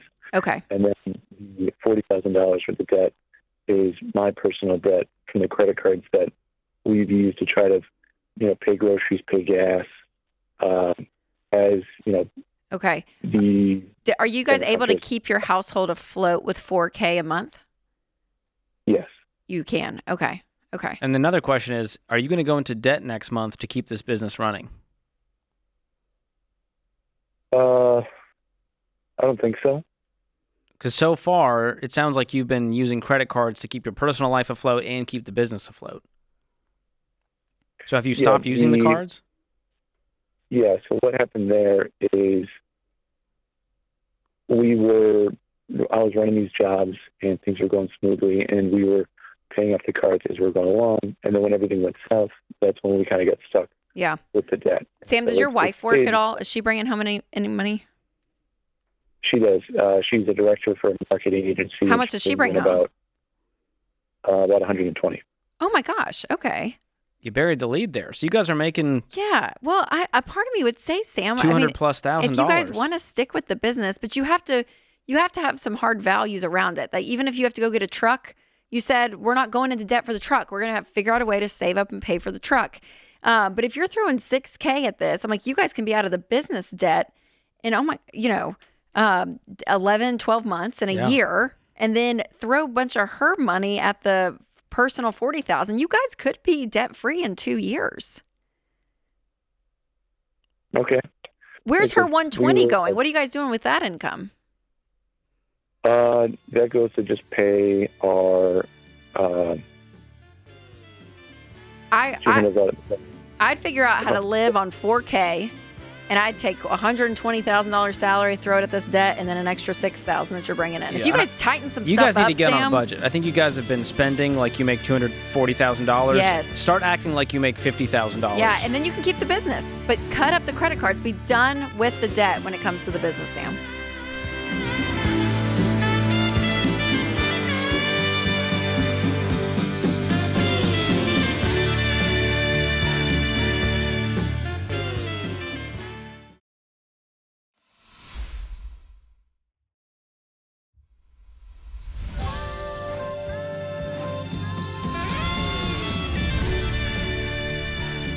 Welcome back to The Ramsey Show in the Fairwinds Credit Union studio. I'm George Kamel, joined by best-selling author Rachel Cruze. The number to call is 888-825-5225. Samantha is in Honolulu, Hawaii. What's going on, Samantha? Hi, thank you so much for taking my call. Absolutely. What's your question today? My question is that me and my husband, we completed FTU last year. We're currently debt-free. We don't own a home. We rent here in our home state, and we have two little kids. Combined between both of us, we make about like $75K a year, but every month, we're currently on baby step 3. Every month, we kind of are only living with like $600 left, and we currently have like food stamps, we have WIC, and we're just kind of debating like if it's better to move to the mainland to try to, buy a house, get more income, or if we should try to just suffer it out here because this is where we're from and where our family's from, and we don't want to take our kids away from this, but at the same time, we're like, what kind of life are we like living if we're like struggling, Yeah. So where's all your money going every month? How much is your mortgage? So we rent here in Hawaii, but it's $1,500 a month. We are in a 1-bedroom. We all like room share. Hey Samantha, do you hear? Can you adjust? Hey Samantha, can you adjust your phone? It's kind of popping. Are you able to take it off speaker? Maybe speak a little bit. Change it up for us. Okay. There. Is this better? Not quite, but we'll try it out. So you've $1,500 in rent. What's your other big expenses? If you had to list out in priority, of like here's the biggest one, here's the next biggest one. So our daughter goes to private school. That's $1,100 a month. We also pay $900 a month for babysitting, and we own our car, so we don't have a car payment or anything like that. But yeah, that's pretty much it. Maybe just like food and a little bit of lifestyle, but for the most part, we're at the beach, so a lot of the stuff is free. Wow. So you're on food stamps, but you got a kid in private school. That's pretty wild. Yeah, it's just because the education here isn't the best, and because of her age, she doesn't quite qualify for kindergarten yet. So for her to be in school, she had to go into private school unless we were going to have her at a babysitter. Like a daycare? Oh, yeah, sorry, like a daycare. Okay. So and your other kid's in daycare. And so altogether it's $2,000. Wow. Yeah. What would daycare cost? Honestly, I'm not sure. I didn't look into that. And then what are each of you making? Because it feels like you're in a very high cost of living area. There should be more than $75K if both of you are working full time. Well, I work part-time as a flight attendant, and then my husband works full-time. Okay, and what's causing the part-time flight attendant? Are you at home with the kids part of the time? What's going on there? Yeah, I mean, I try to be home as much as I can, so I don't work as much as I could, just because I feel like I feel bad if I'm gone, for like more than a couple of days, like more than 2 or 3 nights a week. Well, I think we're going to have to make some hard choices here because you're going to feel bad living in a 1-bedroom apartment, living on food stamps. So we have to there has to be some give and take here. So if that means you guys have to move and you can keep your income and move to a lower cost of living area, and you have a public school. And Hawaii is one of the most expensive areas. But to George's point, usually if you offset that, I mean, you think of New York, the Bay Area, Southern California, like usually incomes for the most part, for a family, you're going to make more naturally in that job market. And so what does your husband do? So he's a furniture installer, like technically it's like windows and glass furniture. Just he works for like a small company, like a small private company. So he's applied to change his career, and but we just at the current moment he really hasn't gotten anything back because he doesn't have too many like no trade like certifications or licensing. Okay. So yeah, he's looking to some of the like trade schools here. Okay. How much hits your Sorry, it's getting real bad here. Real quick, how much hits your checking account every month, Samantha? Roughly about like 5,500. 5,500. Okay. Well, what I would tell you guys is what you gave us was about 3,500. So you guys have $2,000 to spare.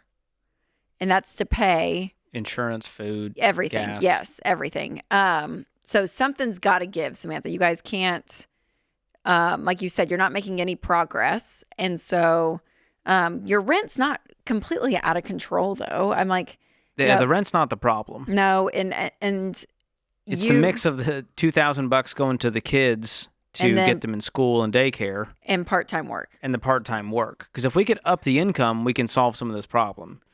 I don't know that we have much of a solution here for the kids because they're going to be in daycare if you're working. So I think we got to get you working full-time in order to solve this. How much do you bring home a month? Like right under 3,000, like 2,700. Okay. Okay. Well, because I mean, you're still more than the 2,007 by $700. Yeah. But where would you guys move if you were to move tomorrow? Probably to the only other state we have family in is Colorado, and I think too because we're from this state, we don't know too much about like the seasons, and so I think that's probably been our biggest barrier or like our fear about moving, like driving in the snow or something like that. But no, I get what you're saying. I think it's just upping the income to kind of like make the sacrifice or to try to move. Yeah, there's no magic wands I can think of here to go, well, this is the problem. I mean, the kids are young. They need to, be in a daycare situation unless you decide to stay home. But again, that doesn't solve the main problem here. You're still going to have a few $100 left over if you're lucky. So I think we also need to look at the lifestyle choices and make some sacrifices now until husband can get a better job. Maybe you get a better part-time job or start working full-time. Mm-hmm. Then you'll start to get some breathing room. Yeah, because if you're paying $2,000 for childcare full-time, but you're only working part-time, like is there some shifts there just to save some money, just to get any level of traction? But yeah, from being where you guys are, from a high cost of living perspective, I think the number one thing is going to be income, Samantha, for you guys. And it's easy for us to be like, yeah, just go ahead and move. But you both are from there, which I guess assumes all your family's there. Like I get that's a big deal. You know what I mean? And so Hawaii to Colorado is a pretty drastic change. And moving isn't free. That's going to cost you just to make that giant move. And you need to make sure you have the income to support Colorado, which not a cheap state to live in if you live in one of the major cities. I was going to say Denver's expensive. So Salt Lake City's expensive. Yeah. That's in Utah. I know. The whole area. Okay. It's like anywhere you go out there, these major cities, you think, well, it's the Midwest. Those areas are wild. Yeah, no, 100%, 100%. But yeah, that $2,000, the extra that you guys have, and when I say extra, there's still stuff to be paid with it. But I would hunker down as much as you guys can. You know what I mean? Like, where can you cut costs and live in the reality of the numbers that you're in? I think that's the biggest thing. And you guys are doing that, but it still sounds like you're struggling, which means to me, a lot of it is either some of this $2,000, who knows if, where it's going. But the biggest gap to me is income. If you're both working, full-time and a part-time, I would be maybe looking for something else.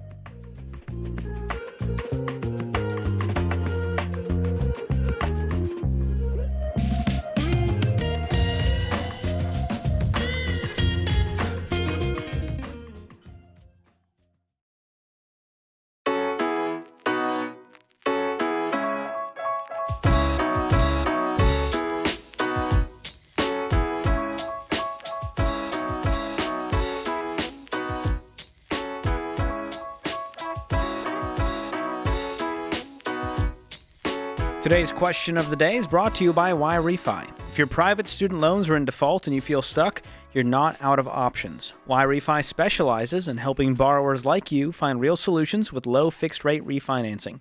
Go to whyrefi.com/Ramsey. That's the letter Y, REFY.com/Ramsey. Not available in all states. Today's question comes from Kelsey in Georgia. My mother-in-law gifted silver coins to my husband and I several times over the last few years. We sold the first batches to pay off our debts. She made us promise to keep the last and final batch for when the sounds like me, for when the dollar has lost its value in a post-apocalyptic world. Wow. Currently, silver spot prices are doing very well, and I've been pushing my husband to sell so that we can fully fund our big emergency fund and start investing. He does not want to disobey his mother, but he also is extremely worried about our retirement years. We are in our late 40s and have less than $100,000 in retirement. What should we do? Well, I'll tell you this. There is a much higher chance you will retire broke than there is you're going to need to cash in your silver in the apocalypse. So that's just one man's opinion. I can't prove that to you. I think Mom was very sweet to gift you these silver coins, but you're grown adults. You get to choose what you do with the money. And at the heart of this, she's trying to help you guys. That's the heart of it. She wants to make sure that you're taken care of, that you've got the money you need when you need it. And right now, you need it. This is going to help you to start investing so that you can build exponential wealth with compound growth instead of hanging on to your debts, not having an emergency fund. So if it's me, I'm going to say sorry, mother-in-law. And I would say I don't know if she's given them to you yet, because she said she gives them to you every several years. That maybe if she says, if I give these to you, you cannot sell them. And I would probably just, out of respect, say, well, if this is a gift, we may choose to do what's best for our family if we need to. So just, like, do you know what I mean? Like, maybe there's like a nod to, or I don't know if you owe someone that. I don't know. I don't know what denomination they grew up in and what they think is going to happen post-apocalypse. That's a whole other story, you know? Where are they at on the left behind spectrum? Pre-trip, post-trip, where are you? Yeah, no, I mean, yeah, I think you're an adult, and I don't like a gift with strings attached. Do you know what I'm saying? Like, it just feels weird that she's, like, still controlling the gift after it's been given. And we don't know how much this is. And she did say, it sounds like they have the final batch. They just don't want to sell it because they promised her they wouldn't do it until the end of the world. Which, at that point, how good is your silver coins? You know, what's that going to do for you? It's always that's what I always feel like with gold people. You need, like, fuel and ammo and food. Yes. You're, like, going to go for supplies and actual things, not, like, little bags of coin. I'd be I need a deer. Someone shoot more movies. A deer so we can eat. Yeah. So we can eat. Get some deer meat in a deep freezer with a generator. You'll be way better off than silver coins. What we need. Where's Deloney when you need him? He would crush this one. He would love it. He'd be like, I'm with mother-in-law. I always think if you had to have like a small group of people to survive something, if it was like end of the world, who would you have? Because they have to contribute. Oh, yeah. Do you know what I'm saying? Yeah, so you're saying I'm useless? I would say you and I are useless, George. I don't know. Does entertainment value, camaraderie, does that mean nothing to you guys? Just a good community. Just like keep the vibe good. Keep the morale up. Yeah. That's a big deal. Deloney brings the deer meat. Yeah. Ken will play pickleball. I think Jade and Deloney would be our saving grace. I think they would help out a lot. Oh man, it's so not fun. good. Thanks for the question. Ryan is in Charlotte up next. What's going on, Ryan? How can we help? Ryan, are you with us? Yes. Can you hear me now? Yeah. What's your question? Okay. Awesome. Well, I appreciate you taking my call. I hope you guys are doing well today. Do you want me to get straight to the question, or do you want a little bit of a backstory that leads up to the question? What's your question? Let's just hear that first and foremost. I am about to be going through a separation. I'm sorry. I appreciate it. My wife doesn't want anything to do with my business. She wants a payout of $150,000 to walk away. And I have a couple different options. I'm not sure what's the best. I can give her all of my IRA, which will cover most of it, and then I can refi the rest. How did she get to $150,000? Was that within? I mean, have you guys gone through lawyers and attorneys, and that's what you after the assets are divided. Like where's this number coming from? We have, yes. That's basically half the equity in our home and property. Okay, gotcha. She started out at wanting 60, and then she wanted 80, and then she wanted 100, and then, which is fine. I mean, we're married. She's entitled to half, regardless of the situation. But who's keeping the house? I am trying my best to, because the land was given to us by some of my family, in which we turned around the following year and we built a house on it. Okay. So to get her out, the 150 is the equity, her remaining half of the equity in the home. That's correct. Okay. That's correct. Yes.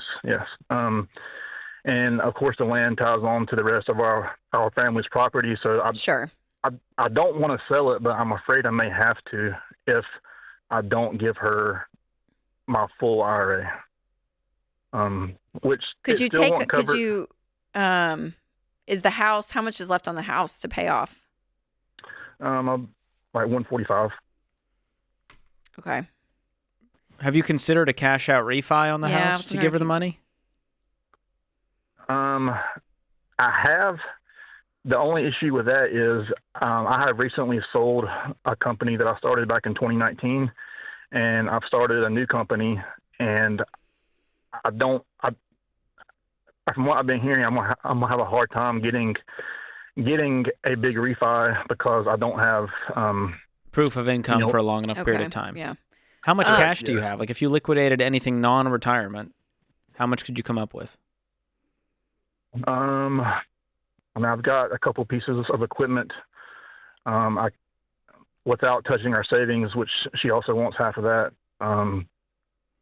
I could probably come up with 50,000, but then that's gonna hurt me from a continuing on business with Yeah. I mean, it just to see, even if you don't have fees with this IRA transfer, if you do a direct IRA transfer, that's going to be way better than just withdrawing that money. Yeah, if she's wanting straight cash, don't do that from your retirement.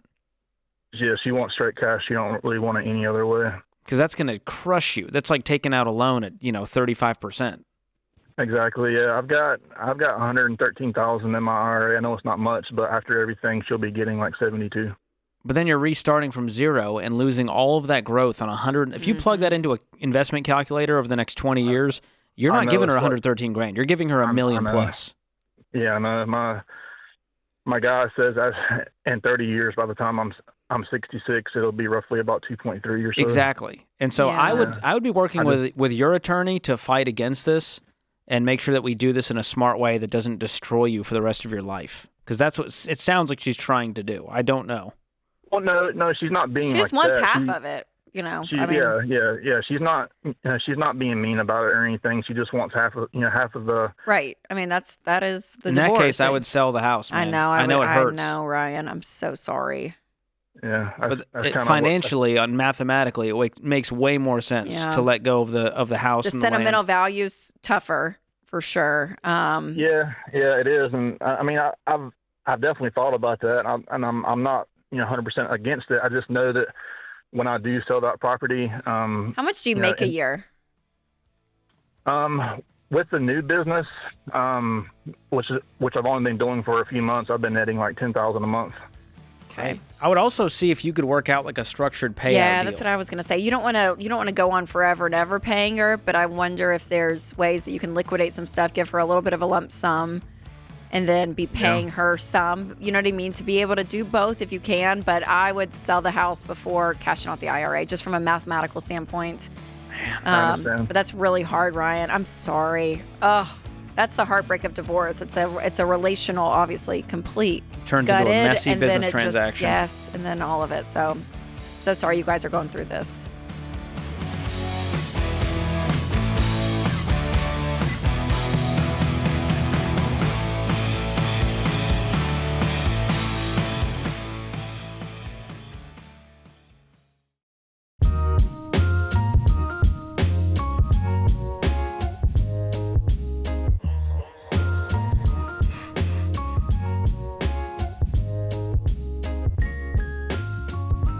Here are the top questions people have about online wills. Number one, how do I know if I need a trust or if my estate is too complicated for an online will?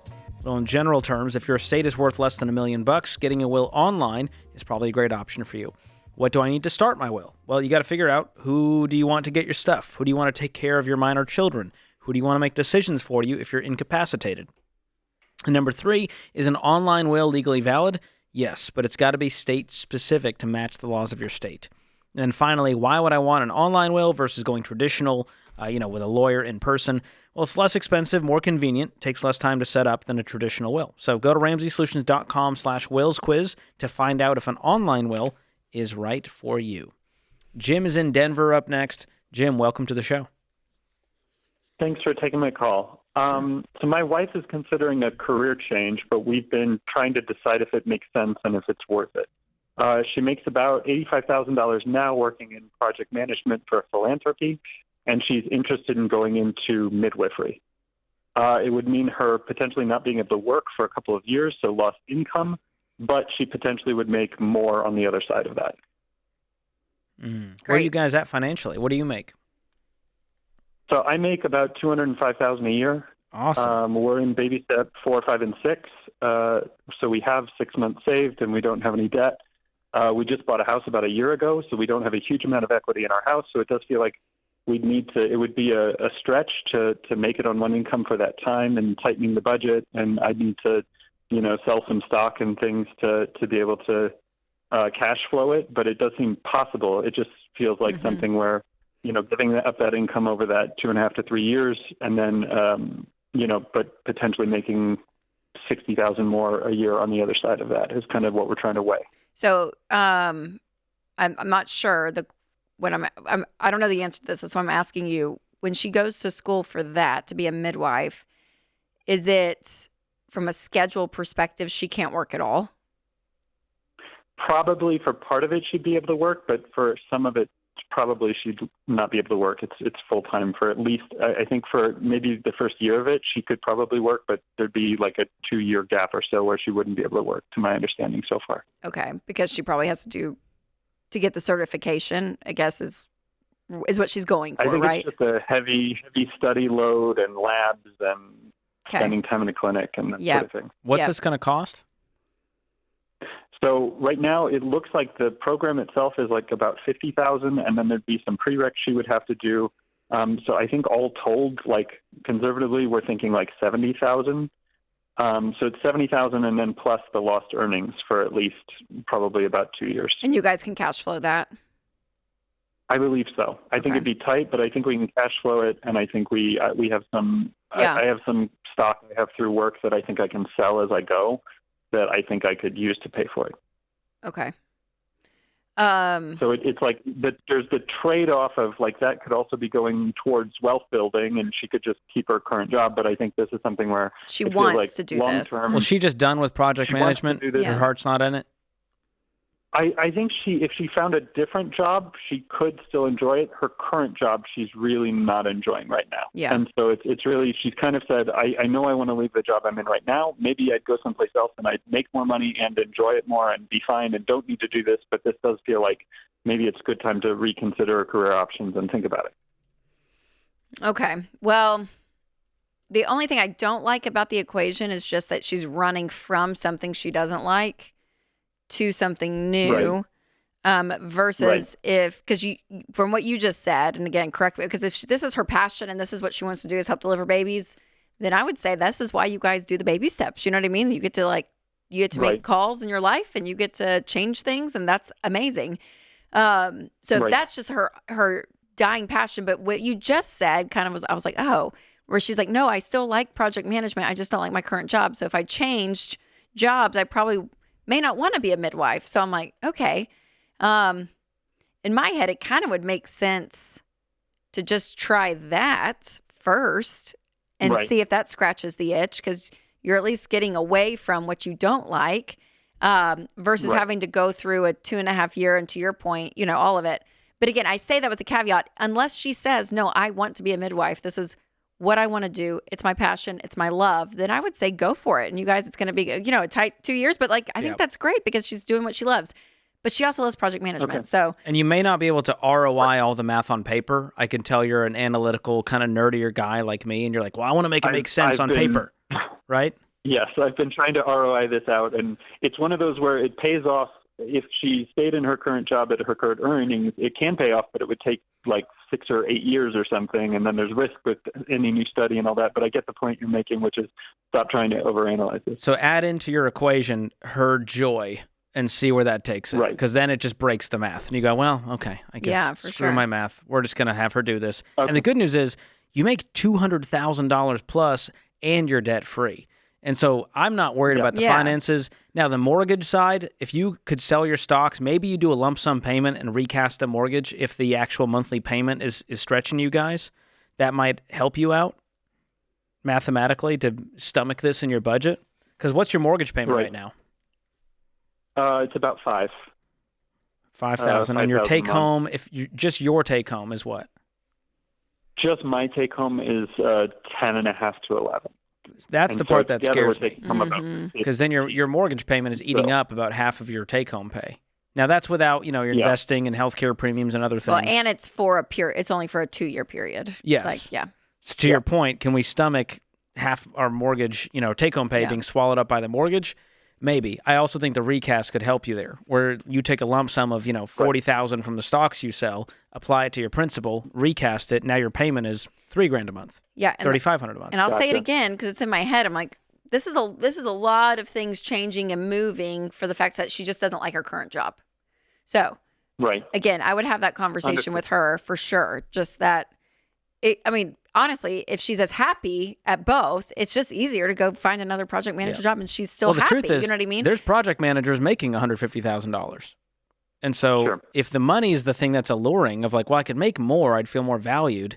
Let's at least explore that. Yeah. But if it's just, hey, you could pay me $500,000 and project management would not be it, well, then we know. Yeah, but that's not it though, because I think so That's what I'm saying. If it's just not it, no matter what the money is or what the company is. Yeah, but then no, I but think she's it's time. saying she enjoys project management. She just doesn't like her current job. Well, there's so 17 things I can enjoy. So it's just like we can't just flippantly jump from thing to thing. that's what I'm saying. Yeah. So Make it a hobby. Maybe she becomes a doula on the side, and it's not going to pay as much, but she still gets to be a part of the process and support, moms, and that could be a cool thing. So maybe there's other avenues to do this. Yeah. So unless it's like a die-hard passion, I would do it for her. Yes. And I would make all these changes and all of what we're talking about. It's just a lot of work and time if it's not the thing that she's just dying to do, if she would still be content doing project management with another company. So I would push on that. Make sure it's the dream and brings the joy before going in on the adventure. 100%. That's a great way And of then putting stop it. doing the math because you How- probably won't work it Yeah. out. How old are you guys, Jim? We're both 37. Okay. Yeah. Perfect. So if she even waits a year, well, by the time she's 40, 41, she still gets to do this. Well, that's why I'm a little bit tempted for her to just find something else and see if she still enjoys project management somewhere else, because she may love a company and that be fulfilling to her and that she's great and content. You know what I mean? Right. So I don't know. Either way, I think we're on our Eat, Pray, Love journey here, trying to find the next thing for her, and I'm very hopeful she'll find it. She's got a great husband who's very supportive. You've got a great career. You guys have done a great job financially to set yourself up to have this kind of flexibility, to have the options, to do That's something exactly that right, yes. it doesn't make sense on paper mathematically, and yet you can still go, yes, we're doing this. Yep. That's So- financial peace. Yep. I think whatever she's feeling the most, where she wants to be. So, Let her do Rachel, it. if you were going to, drop this gig and go do something else, meteorologist, what would you be doing? I would be a political correspondent for a network. That's solid. Yeah. What about you? Anything that doesn't require me to go back to school. That is, I think, I'm Could not. you imagine I'm not doing studying it. again? I will know. not purchase a textbook for some insane price. I will not sit in a classroom. I'm with you. I don't want to turn in a paper. Nothing wants me to be like, oh, I want to go back and get a MBA. I'm like, I'm out good. on I'm that. good.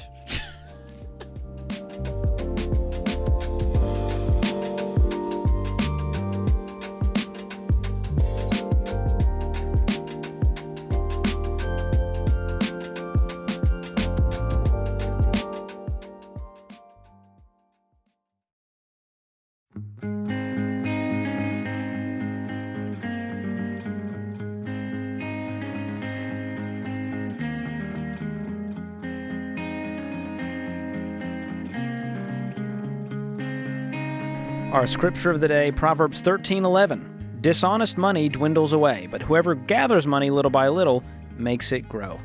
One of my favorites. Milton Friedman said, nobody spends somebody else's money as carefully as he spends his own. That'll preach, Milton.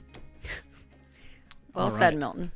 Jenna is up next in Orlando, Florida. Jenna, how can we help today? Yes, hi, good afternoon. Thank you guys for all you do. So my husband and I are pretty new in discovering living Dave Ramsey way and learning about paying off debt. So we have quite a large amount of debt. We've processed it. We've gone through the emotions as far as having that much debt and probably mistakes that we have made. We have, between mortgage, student loans, cars, we have over $1 million. So really what we've been currently doing is just trying to... Did you say $1 million, Jenna? Did you say $1 million? Over $1 million, yes, between mortgage, student loans, okay, cars, everything. Yep. So what we've been doing is we've been doing like $500 a week into our high yield savings account, just really trying to save while trying to pay off bills that we just don't know. I guess we're not sure what to do as far as how. Okay, can you how much is the mortgage of the $1 million? It is $525. $525, so it's half of it. Okay, so what's the rest? The rest is consumer, so $500,000 in consumer debt. What does that consist of? So $475 is my husband's student loan. Whoa, doctor, lawyer? Yes, he is a physician. Physician. How much does he make a year? So he currently makes $250. Okay. How much do you make? I make $70. Okay. Is his income pretty steady there, or is like how long has he been out of medical school? He has been out of medical school 10 years now. So we've made the mistakes, big purchases, things like that. So we've processed that. So now we're trying to see kind of how to tackle everything. Okay, well, so it's basically a student loan and a mortgage is what you're saying. Yes. So we have 26 left on his car. And then a car. Okay. Yes. And then we've been working on getting the credit card down, so we may have $1,000 to $2,000 on the credit card. So that could easily be done here shortly. So that's really not the concern. Where's your savings at? You said you've been putting $500 a month towards high yield savings. How much do you have in there? Yes. So we are currently at $74,000 in our high yield. $74,000? Good job. Yes. Okay, well, great. Wow. Well, that's going to be cleaning up all this stuff. So tonight I would pay off the credit card and the car with that. Are you going to do that, Jenna? Or is he going to do that? Yeah, we are. I mean, we weren't sure to just completely deplete that to pay off the debt. Since you're new to this, let's just recap so we're clear on understanding the baby steps. So baby step 1 is a $1,000 starter emergency fund. You guys have long surpassed that, which is great. And then baby step 2 is to attack all of your consumer debt using the debt snowball method. So smallest to largest balance, ignore the interest rates, just attack the little one with a vengeance, make minimum payments on the rest. So that means liquidating any non-retirement assets we have, including savings, outside of the $1,000 and throwing it at the debt. Okay. But the good news is that clears a bunch of debts and a bunch of payments for you guys.